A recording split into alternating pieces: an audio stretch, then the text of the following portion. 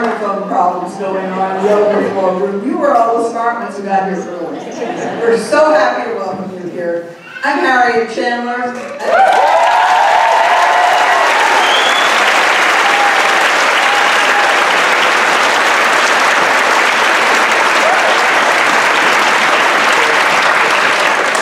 Senator from the 1st Worcester District, and I think many of you are from my district, and I've recently been promoted to being President of the Senate.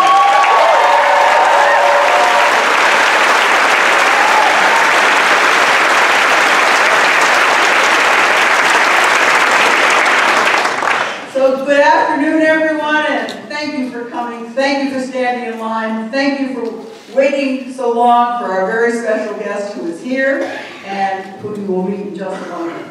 We have a number of special elected officials in our audience, and let me introduce them. Congressman Jim McGovern, I believe, is here.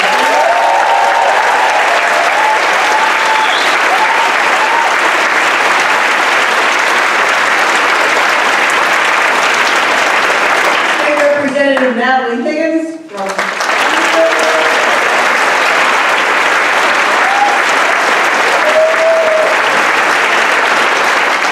City Councilor Candy Carlson.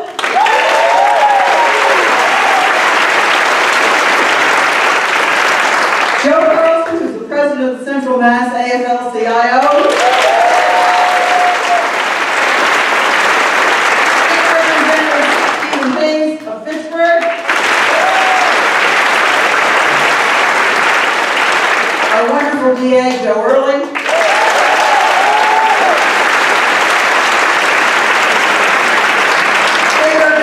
Hank Naughton of Clinton.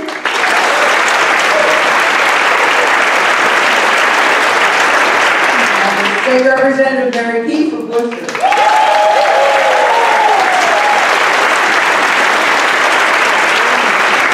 So you all have a very special treat today.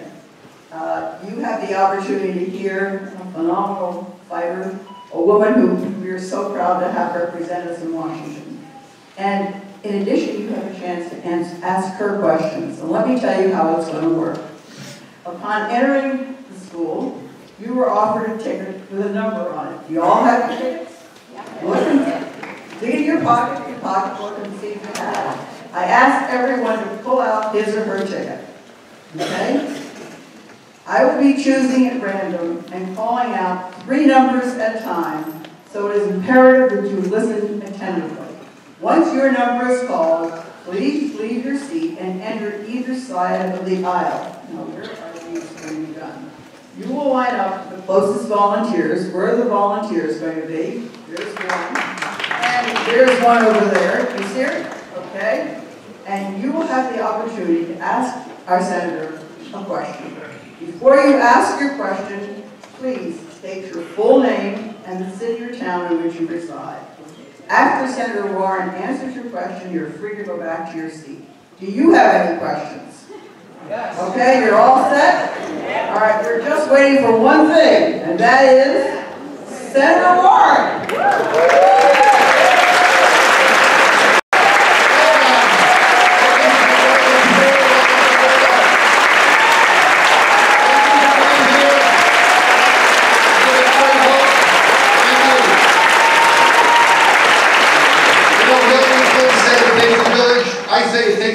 Room. The overflow is amazing.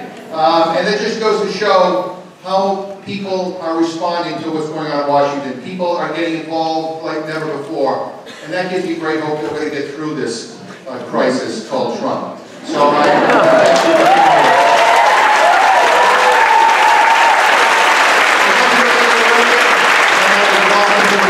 And a number of you came up to me, I think out of concern, and asked me how I was doing, and how's Washington? Are you okay? And I responded, I'm living the dream. And nightmares and dreams too. Look, never in my life have I seen such dysfunction in Washington. And never in my life have I seen a president who was so unhinged, who was so erratic, and is so polarizing. You know, I have a 16-year-old daughter. And she asks me almost every day, why aren't more people in Congress standing up? Why aren't more people standing up to his insults, to his bullying, to his offensive policies? That this can't be normal. And she's right. This is not normal, and we cannot ever let it become normal. Because if we do, it is going to infect all of our politics, not just at the national level, but at the state and at the local level as well. This, you know, I always tell people, I served with George W. Bush. I disagree with him on almost everything. But I never doubted his essential decency. I do with this man. I find him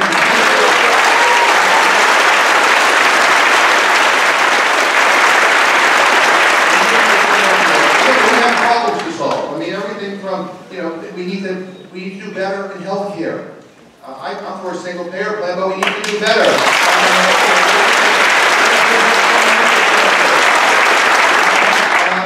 We need a Congress and a president that will stand up and protect the dreamers in this country.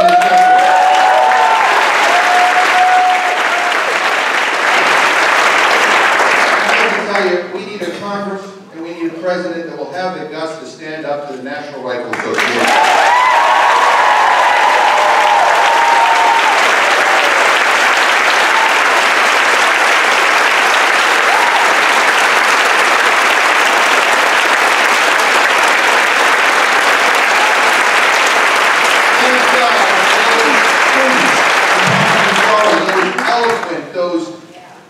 Courageous students who have the guts to stand up and speak truth to power.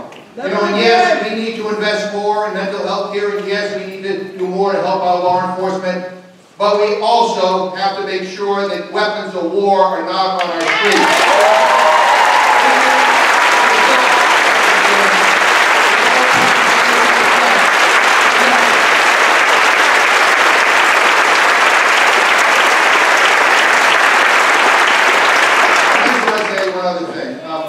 I'm the proud brother of two public school teachers here in Worcester. And I just want people to know, I love public school teachers. But I want to say one thing. No, they don't want weapons. So,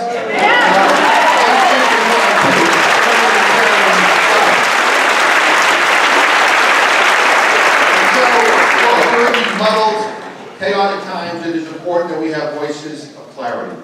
And that's what Elizabeth Warren is all about. I mean, I always tell people, whether you agree with her or you don't, she says it like it is. She tells it like it is. She speaks from her heart. She's not a political weather vane, you know, that switches depending on whatever public opinion is. She knows what she believes. And what she believes in are the values that I think the majority of people in this country share. And that is that everybody needs to be treated with respect. Everybody deserves a fair shake. We can do so much better in this country. And she believes that our politics ought to be decent and good. And so I'm proud to be part of this delegation, but whether it's, you know, a local project in Holden or whether it is a national issue, she is always there. And I have to tell you, I'm grateful to the people of my district who have elected me to Congress. It's a great honor, but I am equally grateful to all of those of you who are here today who elected Elizabeth Warren to the United States Senate. She is a senator that we all can be proud of. And I'm so proud of her.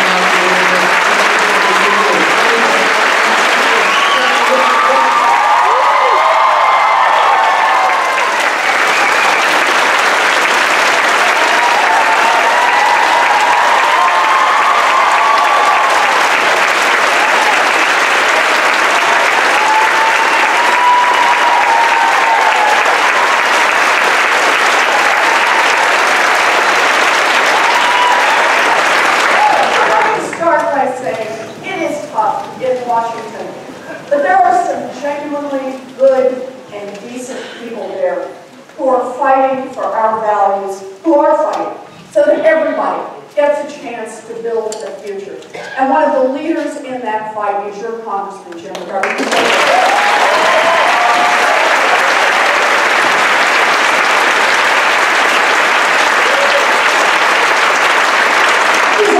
Partner to have. No matter how tough it gets, I always know I can pick up the phone and call Jim. And we can commiserate a little, but this is always the key. Commiserate and then jump right back in the fight, because that's what it's all about.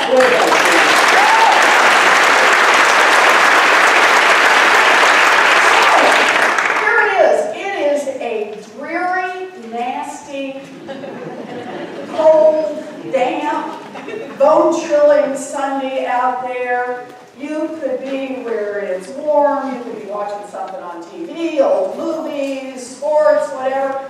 And instead, you came to a high school auditorium to talk policy. I love being from Massachusetts.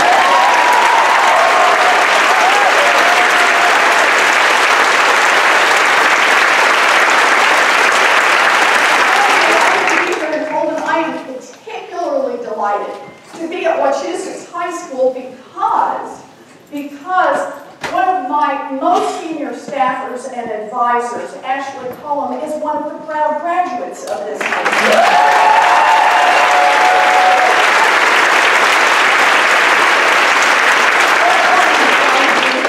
I thought what we'd do today is I would talk for just a little bit and then I'll take as many questions as I can. Harriet Chandler's going to come out again in a minute, and she will run that part. And then, when we're through, if anybody wants to stay and take a selfie, I'll stay here as long as she wants me to stay here.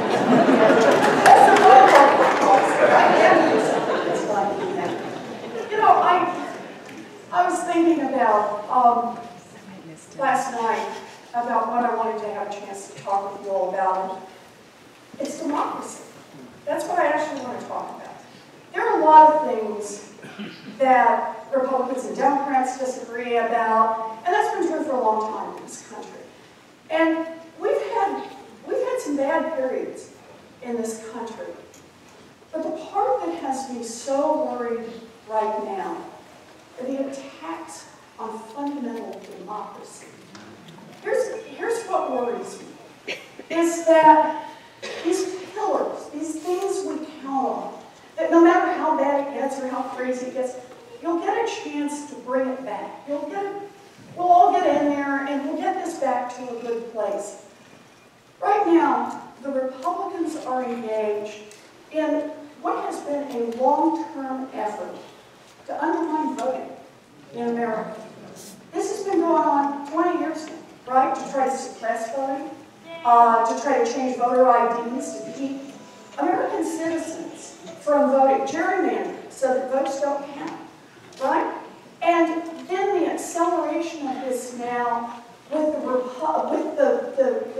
Russian involvement. We know for a fact, all of our intelligence communities tell us, the Russians hacked into election systems with the intent of influencing the outcome of this election. Now, and what has been the response of the President of the United States? In effect, he has said, la, la, la, I can't hear you. I don't want to hear about this.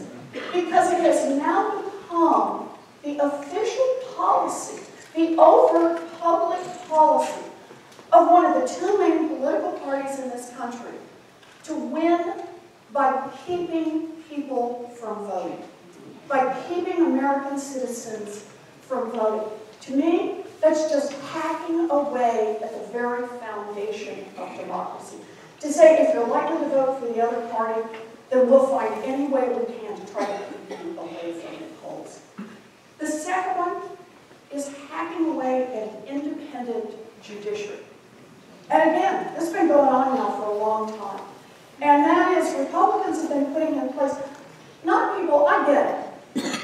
We might disagree, the people that Barack Obama would appoint might be somewhat a little different politically from the people George Bush. But now it's headed off into an area where it's no longer at all about whether or not someone is qualified. It's whether or not they're going to vote for a controlled set of interests that the Republican Party wants to see them vote for. And they want to know that right up front. And it's not just on a set of personal issues, on a set of social issues, it's economic issues.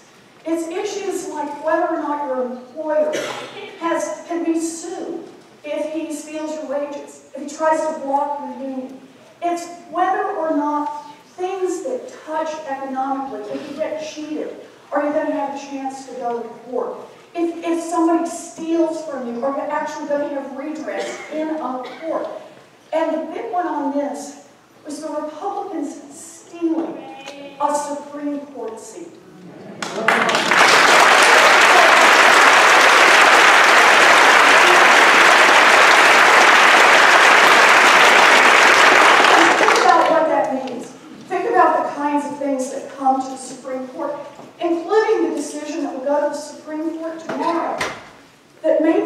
well determine whether or not our teachers and our firefighters and our police officers, whether or not people who are in public service have the right to come together and bargain collectively. And they held open the Supreme Court seat until they could get someone in that seat who was anti-union. All I can say is when you hold open a seat to get someone who's anti-union, what you've done is you've held open a seat to get someone who is anti-worker and anti-American.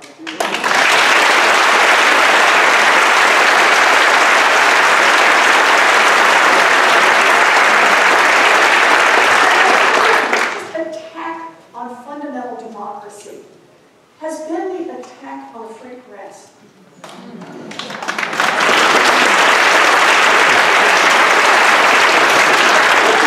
about this. The fact that we now talk about fake news, we talk about alternative facts. I never thought I would live in America where fact had to have a modifier.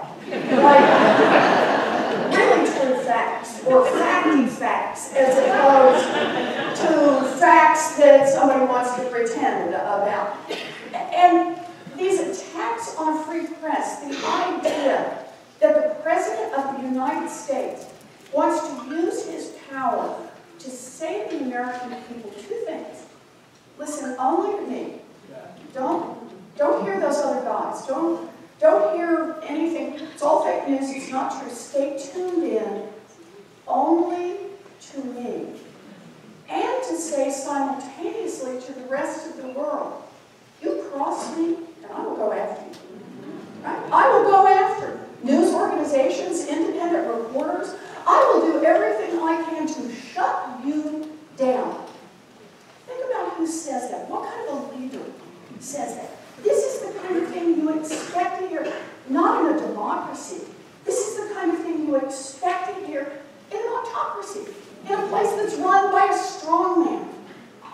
I raise these because I'm worried, because I'm genuinely, deeply worried about democracy in America. I get that we can fight about a lot of things, but if we've got a free press, if we've got an independent judiciary, if we've got everybody who's an American citizen able to vote, I have a lot of confidence that we're going to do just fine in that kind of a democracy. But we have a Republican Party now that is determined to try to attack these foundational pieces of democracy. And why? So they can stay in power. So they can stay in power. So the richest of the rich can get even richer. So the most powerful of the powerful can get even more powerful.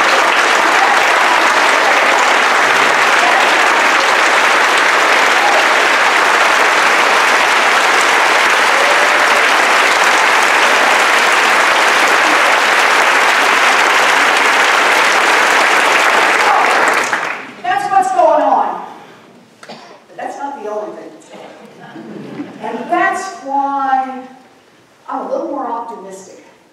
And let me explain why. So, I went to Donald Trump's inauguration. I actually wanted to see him. I genuinely did. I was, from there to the podium, watching him. It is now burned. That's my eye.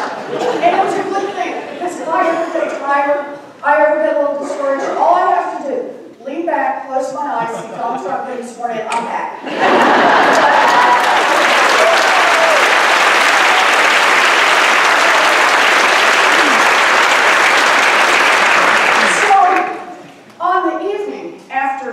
After the inauguration, I mean, think about it. The evening after the inauguration, I fly back to Boston, and I'm thinking, we've got to be in this fight. We're going to have to raise an army of citizens who are going to make their voices heard. Where are we going to be able to do this? How are we going to be able to make this happen?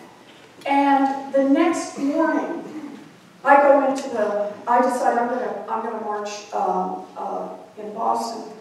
And I'm in a car and I'm driving and I'm thinking, where are you going to run? And I'm watching these women, mamas and grandmothers and daughters walking in, women, friends of women. I'm watching guys pushing baby strollers. Nice look.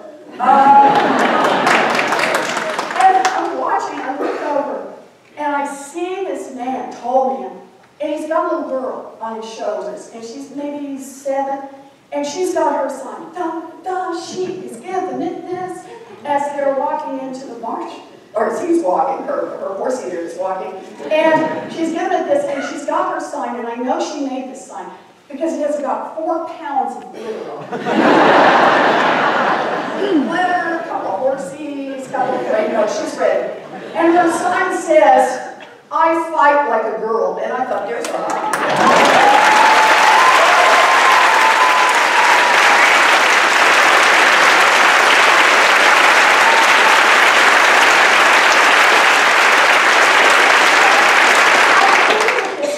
When the history of this era is written, it will be about Donald Trump being sworn in. It will be about that garbage, ugly speech he did. It will be about the fact that he chose the first fight he wanted to fight as President of the United States was over the size of the crowd that he would right? And that the very next day, the largest protest march in the history of the world.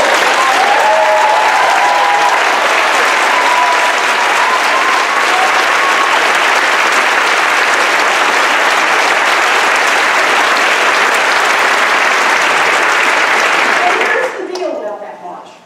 It wasn't a handful of leaders who constantly organized things who said, day after the inauguration, we're going to have a march. It was women who had not been very politically active, who said, whoa, this is a moment. I am in this, and I want to be able to do something to make my voice heard. And who began to organize first a march on Washington, but then marches all over this country, and even all around the world. And that told me democracy is in this fight, alive and well and ready to take it to Donald Trump. Yes. But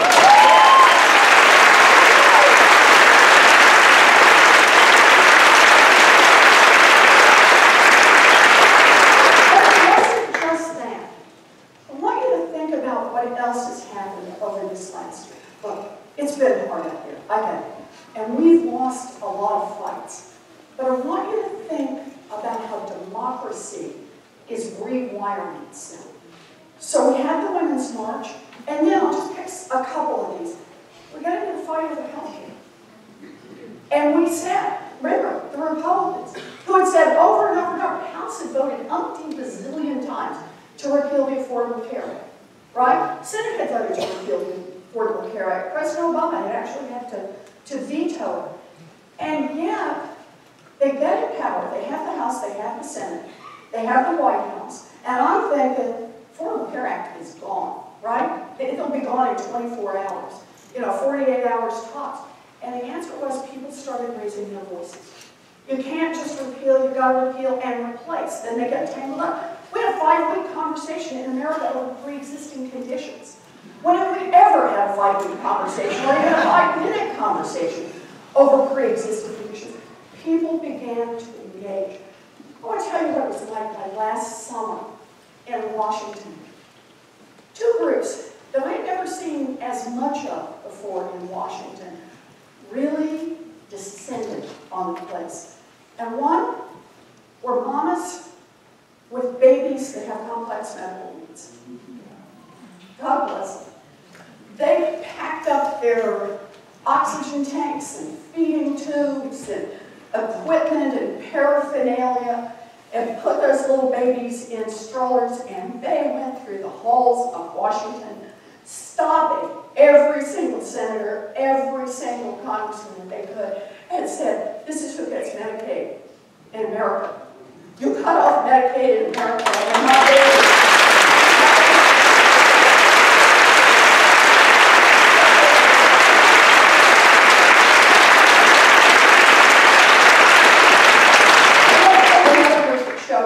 And that is people who use wheelchairs. People who use wheelchairs, who've got to rely on wheelchairs. They showed up in the offices of Senate Republicans. I saw them. And they showed up with their wheelchairs and they said, I dare you to haul me out of here.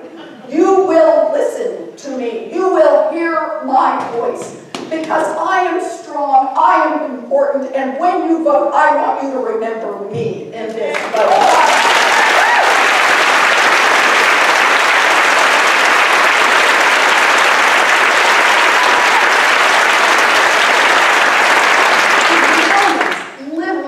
Millions of people all across this country who made phone calls, who wrote emails, who tweeted, who posted on Facebook, who showed up for rallies, who said, health care is a basic human right. And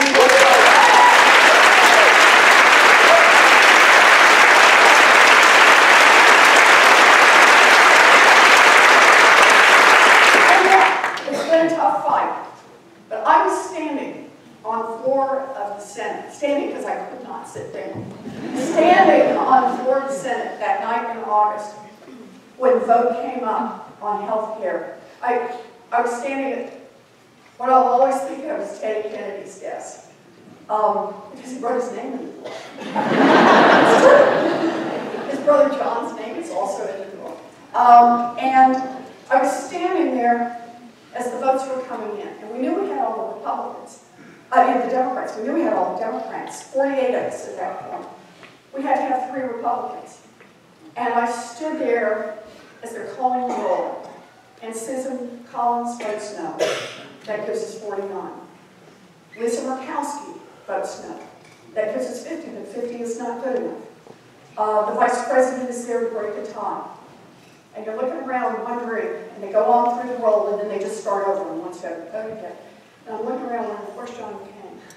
And he's out in our little anteroom, our little cloakroom, with the Vice President. I'm not sure, I don't think we can pull this one off. And John McCain came in and voted no.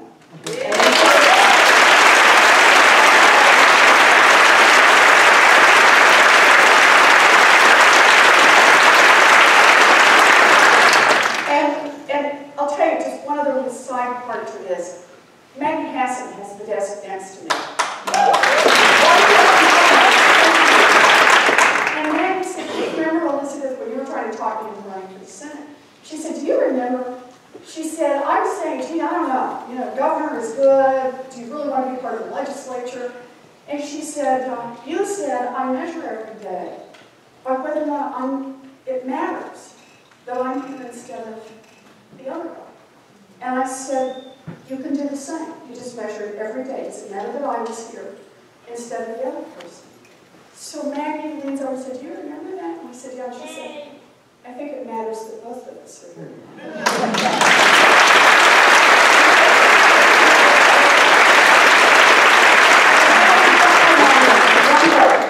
One vote. If Maggie hadn't been there, if I hadn't been there, one vote. And 25 million Americans would have just been pitched out of health care. So I think about that moment, and I just want to do one more when I'm talking about democracy rewiring itself. And that is the shooting in Florida. 17 lives lost, families that will never recover.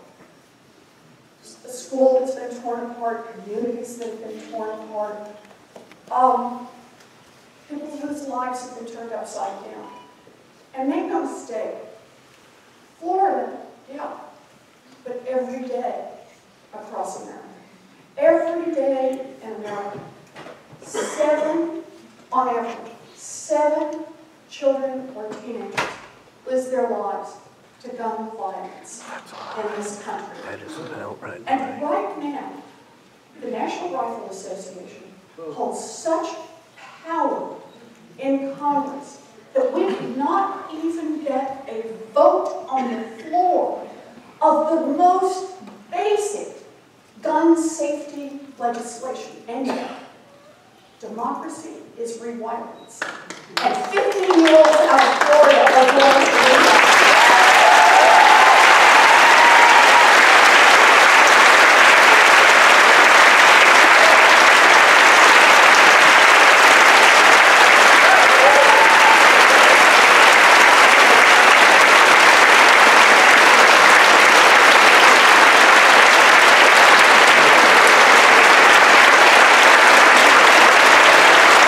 All of the states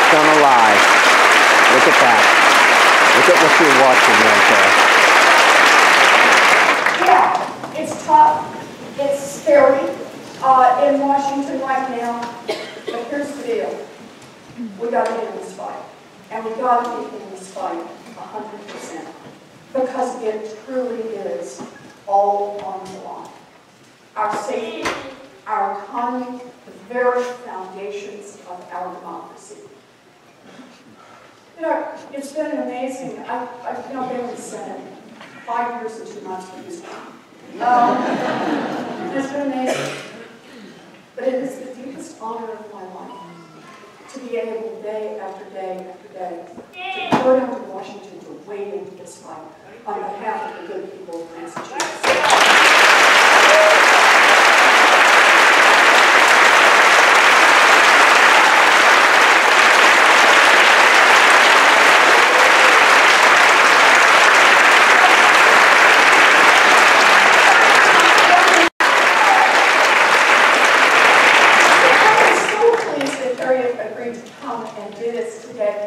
You know, I think both our lives. Sometimes the fight comes to your front door, and you can either take a step back or you can just throw yourself into it. Harriet has been a fighter on the front lines for the people of Worcester County.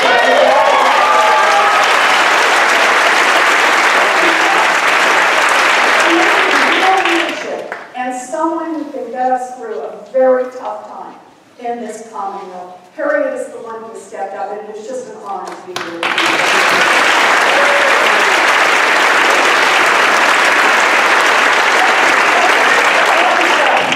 Remember the rules. You're an excellent speaker, but before you stop, would you mind telling us some pieces of legislation specifically that you're going to introduce in this Congress to address the 4 or 5 issues you just talked about? I'm sorry, to address? The 4 or 5 issues you just brought up. Sure. You spoke very well about them, but what pieces of legislation specifically will you be? So on health care, I already have both, I'm glad to talk about this. In fact, I'm glad to have an opportunity, although I feel a little bad because everybody else is kind of following the rules on the numbers. I'll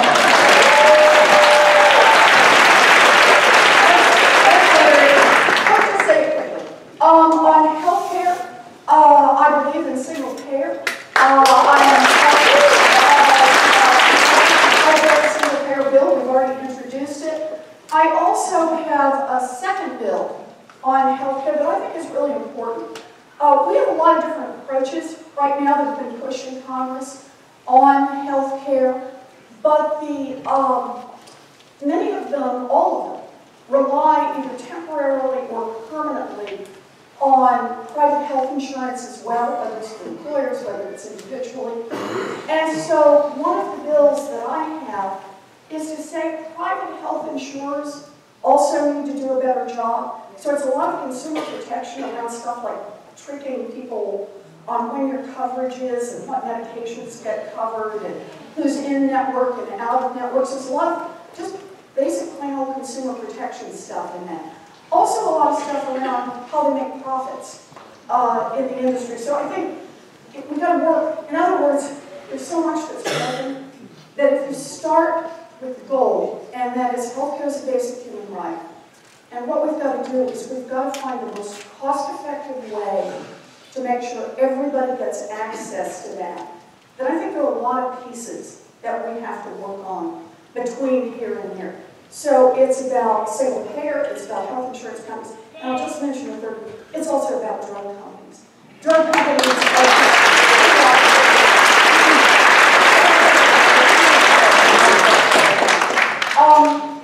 let's see, the other one on guns.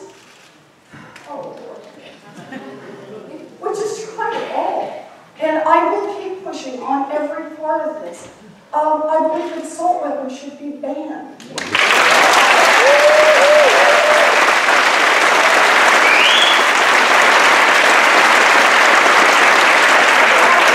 I believe that bump stocks should be banned.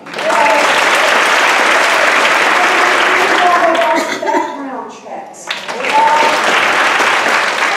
Here's one. I mean, this really tells you how much the NRA controls Washington and controls Congress. We put a bill forward, it's been about 2 years ago now, that had a very simple premise. All it said was, if you're on the terrorist watch list, you shouldn't be able to buy a gun. No gun, no gun, that's where we are. I'll actually add one more. I think we ought to permit the CDC to spend money on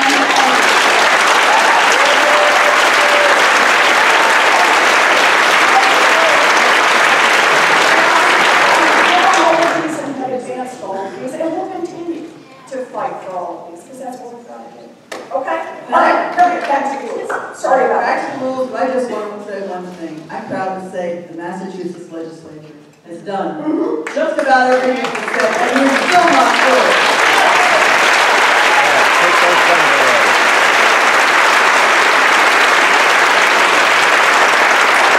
Let me actually add one more piece.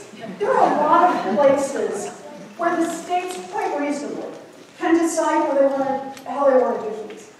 Guns are a tough one. I should have added, close up the gun show loophole. Yeah. Because Massachusetts can decide on sensible gun regulation. Massachusetts can decide on basic gun safety. But when you can bring those guns across the border from every other state in the country, then we lose the ability to protect our own children. So this is one where I'm all with what Massachusetts is trying to do at the state level, but we need to do more at the federal level. We have to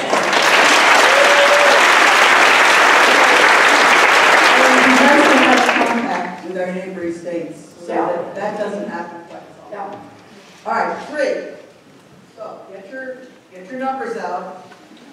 First number, 2906757. 2906757. Somebody recognize the number? Great. Okay.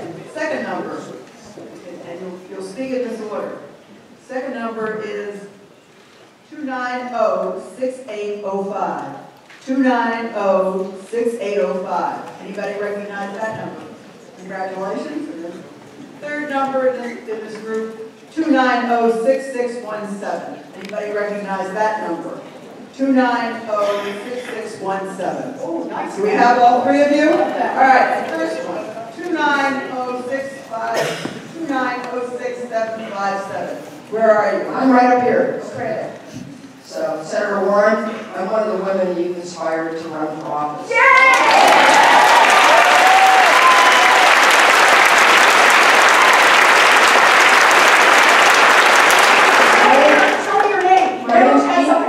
My name's Gene Strauss, and I'm running for the 5th Worcester District as State Representative. All right.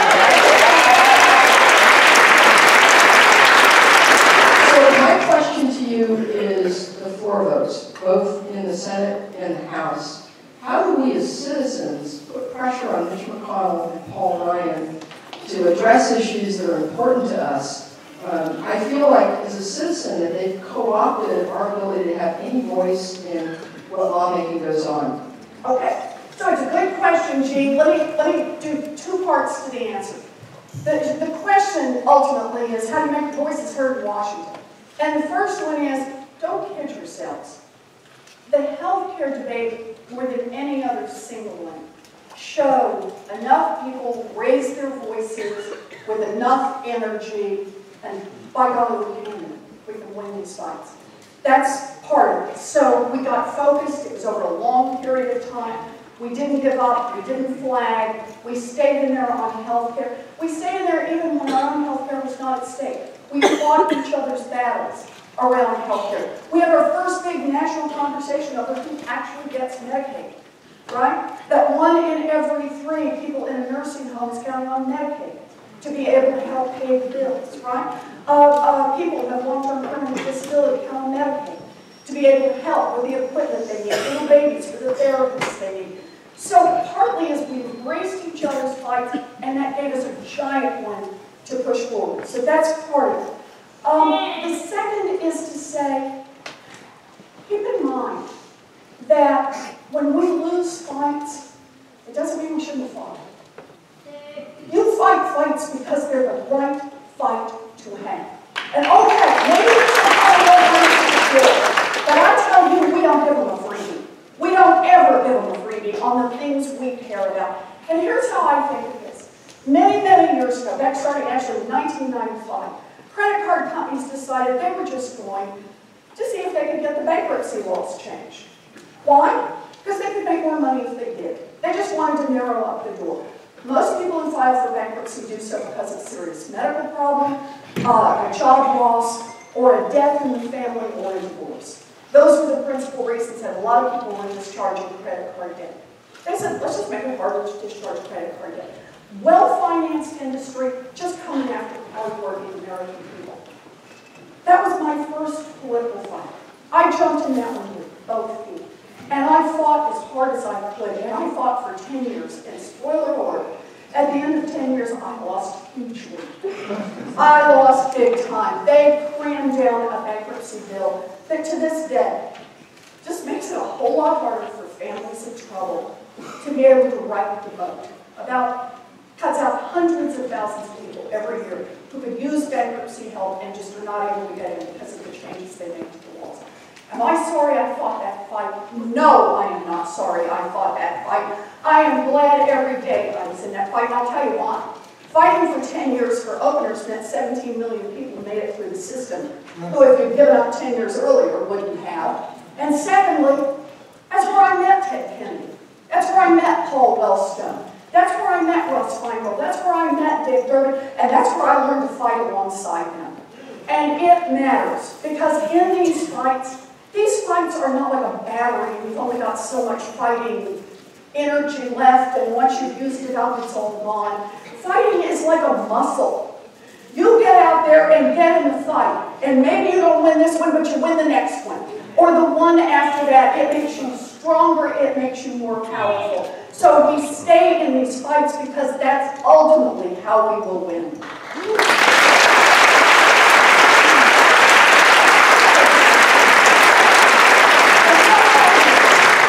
One more reason to stay in the fight. If we can't win this fight, whether it's on guns, whether it's on health care, and a whole series of issues we care about, if we can't win them this month, it's dreamers.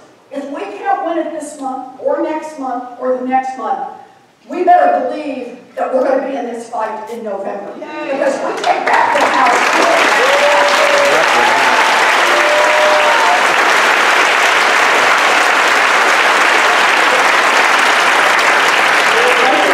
Moment to introduce my colleague in the Senate, Senator Michael Moore from the 2nd District.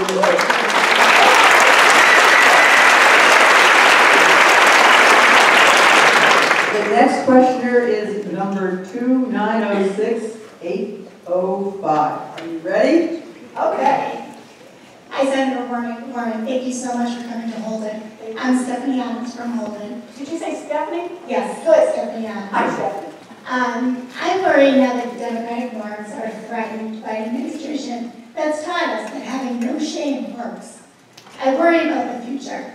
This model needs to be stopped, I believe, before more damage is done and more administrations come in and think they can do whatever they want. I would love to see you be the Elliott Ness of the Senate and clean out dirty parts of politics. And I propose that you think about creating something like a Politician Decency Act. Ooh, okay. I think I should more. I would like to see norms, Democratic norms codified, so that it's not just up to the politician to decide if they want to do them or not. I also think that it's wrong that the administration uses the Justice Department as their own personal goon squad. I'd like to see budget limits on personal trips by the president, no matter how uncertain.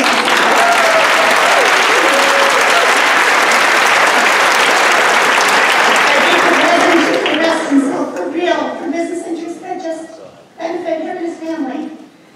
And I also think on the congressional side, politicians that take more than $100,000 from an organization should be classified as a political representative and be removed from working on committees that have consequences.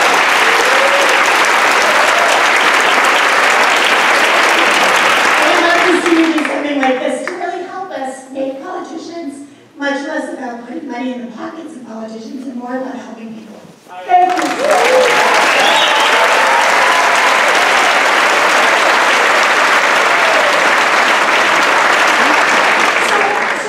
Let me just say a couple of points in response to this. This is terrific. corruption.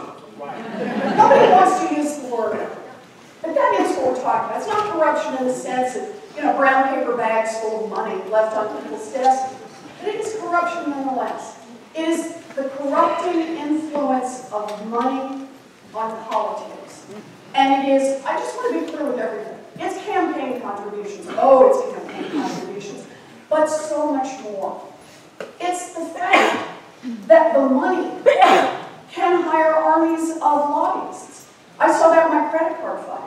Who was on the side of the credit card companies? Whoa! They had everybody because they could pay them. They thundered through the halls of Washington. Dodd-Frank, you should have seen the bank lobbyists out there. They moved in herds. Right? $600 loafers, and here they came.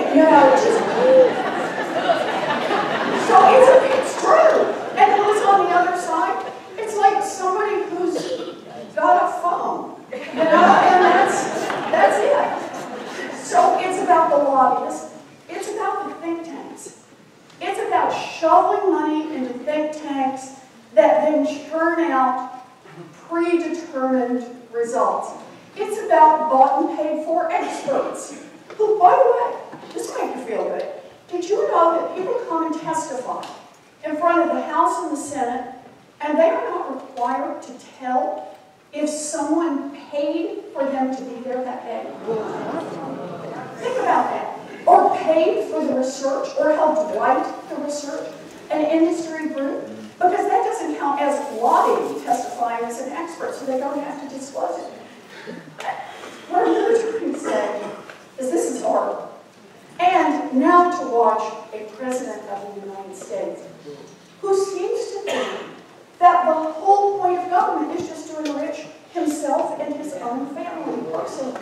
That is obscene. It is obscene.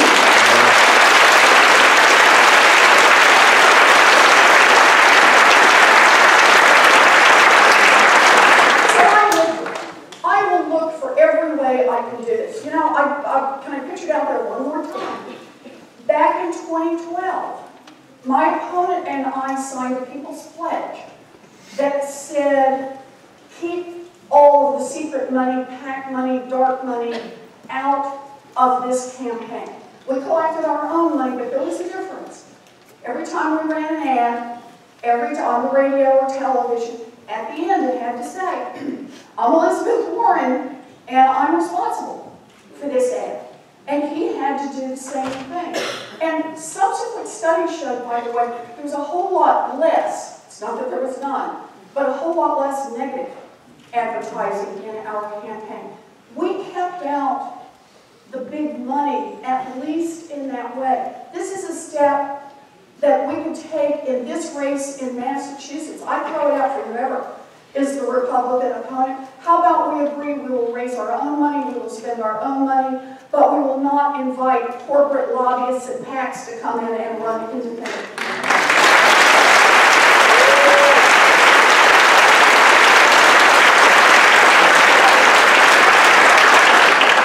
I love it. We're taking notes. We'll see what else we can do. But I like where you started, Stephanie, and that is, we can just step up and say this is what we want to do, and we can do it. Like with the People's Pledge, race by race. We don't have to wait until we get a majority in the Senate. And with Donald Trump, we can stand up every day and just call him out and say this is not right. She is the presidency of the United States. To pack more people into a Trump hotel or to sell more Trump hotels all around the country. It is fundamentally wrong, and the American people are sick of it.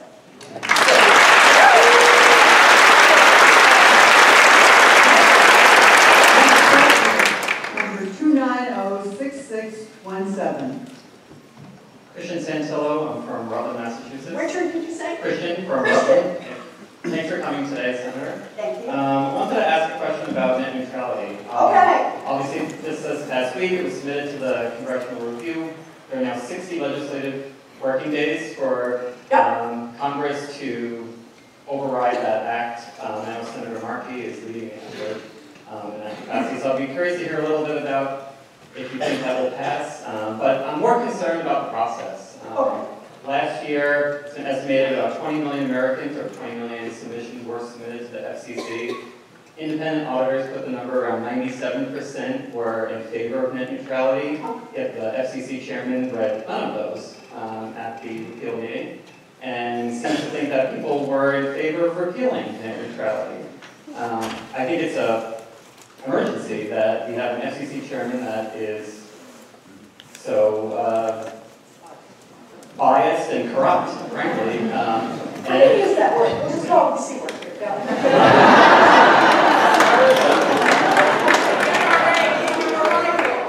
The NRA gave him a rifle, right. I know there's a U.S. accountability audit about the whole Sinclair broadcasting thing, but it's concerning that the whole democratic process has unfolded and Republicans are basically approving corruption in a system where we are providing, 20 million people have provided their feedback. Right. How do we move on from this? How do we have a democratic government again when one party is basically condoning corruption? So let me get everybody up to speed. I know you want to talk process because you're deeply into this, and I appreciate the question. It's a great question. But let me get everybody up to speed just to make sure everybody knows what we're talking about here. The basic question about the internet is the federal government puts the basic rules in place, like it does basically for all the markets, right? Puts the rules in place and says what the rules are going to be. And the rule has been, we thought, that anybody who wants access to the internet is going to have the same opportunity, whether you're big or little, whether you're rich or poor, whether you do lots of business on the internet or only a little business on the internet. Well, let me tell you why this matters enormously. This matters because if you want to start a small business and the way you're going to sell your stuff is to get online, or the way you're going to advertise and kind of get it out there in media is going to be online, you've got to have access. And you've got to have access at the same speed as the big boys. Otherwise, the big guys just completely control it. And if you're on this, think of it this way, they get to travel the interstates. And if you're off on a dirt road somewhere, people just won't tune in and listen to you. They'll just flick it off and it doesn't load as quickly and goes somewhere else. So this has a fundamental, it goes to this fundamental question about whether or not there's a level playing field for those who want to compete. Or is the playing field dominated by those who've already made it big and they're rich and powerful, and so they want to keep the playing field tilted in their direction so that they always get a benefit out of this. And what we've got now is we've got a head of the FCC who, as you rightly described, has taken all these comments that have come in supporting net neutrality and said, in effect, oh, I still can't hear you. I think that big corporations who seem to speak louder to the chairman of the FCC, the big corporations don't like net neutrality.